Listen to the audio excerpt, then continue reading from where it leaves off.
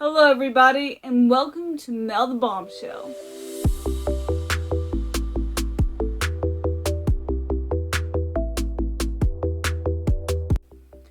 So, one of the biggest issues with gamers in the past year or two is whether you should get the PlayStation 5 or the Xbox Series X or S. So in this video, I know it's probably a little bit later and people have already made up their minds, but I just wanted to share my thoughts and my experience with choosing between these two consoles.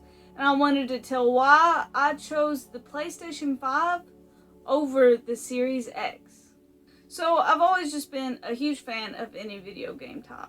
And whenever the Xbox Series X and the PlayStation 5s first got announced and were being looked at, I thought that I wanted to get a Series X. Mostly because I really wanted to play Halo Infinite. This was pre-Halo Infinite release. And I really wanted to play Forza 5. It's also pre-Forza 5 release, so this was a while back.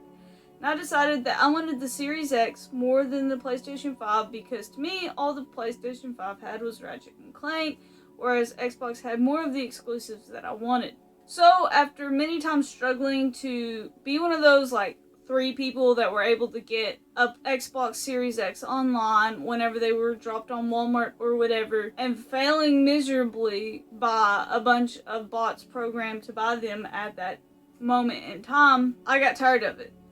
And the breaking point with the Xbox Series X to me was whenever they released the Halo Infinite Edition, and I wanted the Halo Infinite Edition, and I got the email and found out that they were about to release it. I got on the website, was typing in my stuff, and then the sorry, out of stock immediately came across. Remember, I threw my phone across the floor, and I was like, I'm done, I'm not buying it, I'm buying a PC. Which was also a terrible decision at the time because of graphics cards and such. So, I went ahead and I found a pre-built PC. I got a PC.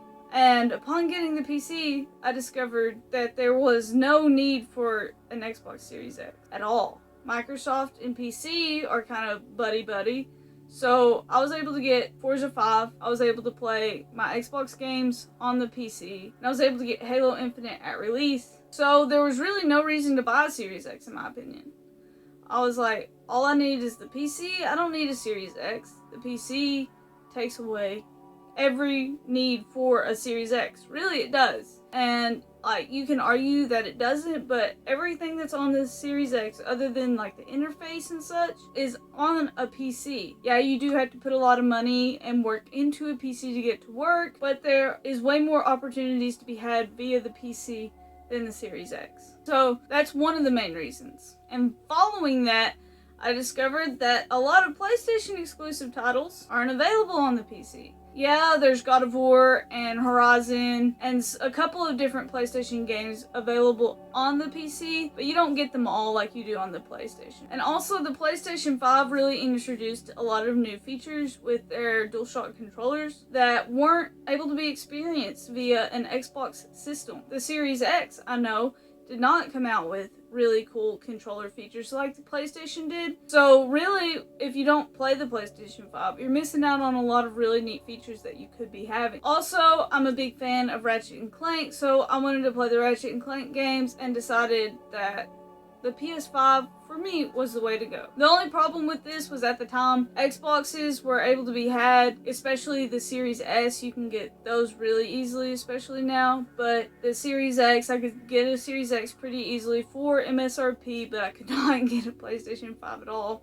So I got lucky on a GameStop restock, and I know that not everybody gets lucky like that, but I got lucky on the GameStop restock. They had, I think it was estimated around 10 disc versions per store, and I was number 10 in line, and I was able to get one, and it was one of the greatest moments ever. But if you're currently seeing that both types of systems are becoming more available, and you're really trying to choose between one or the other, if you are not ever interested in ever getting a PC, then you might consider a Series X, but really I think the PlayStation 5 is the best place to put your money now. I also want to mention that Sony and PlayStation overall are doing a better job than Microsoft and Xbox at pleasing their customers with their exclusive titles. I know right now in the age of acquisitions, exclusive titles are up in the air and we don't know where anything will be, but as of now, what's been currently released as a exclusive title on Sony PlayStation and on the Xbox Series X and Microsoft, PlayStation and Sony are doing a better job with their exclusive titles than Microsoft and Xbox is. As a fan of both PlayStation and Xbox exclusives, I find myself way more satisfied with the way PlayStation, like the newer PlayStation exclusives have been, than with the more recent Xbox exclusives. I'm a huge Halo fan. Was pretty disappointed in Halo Infinite, honestly. I think that a lot of other people were as well, but I was really disappointed in Halo Infinite. But as a big Ratchet and Clank fan, I thought Rift Apart was amazing. And I think that they had a wonderful idea with remastering Demon's Souls, and I think that just all the games that Sony's coming out with to be exclusives are just stronger games than what Xbox is. So I think that exclusive titles should be highly considered when making your decisions on this.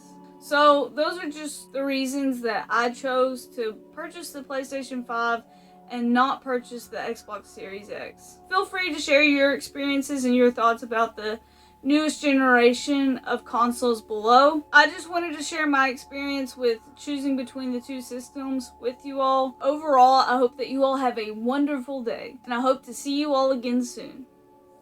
I know you told your friend you're not okay, and tell me what's wrong and why you never said you felt that way. And guess you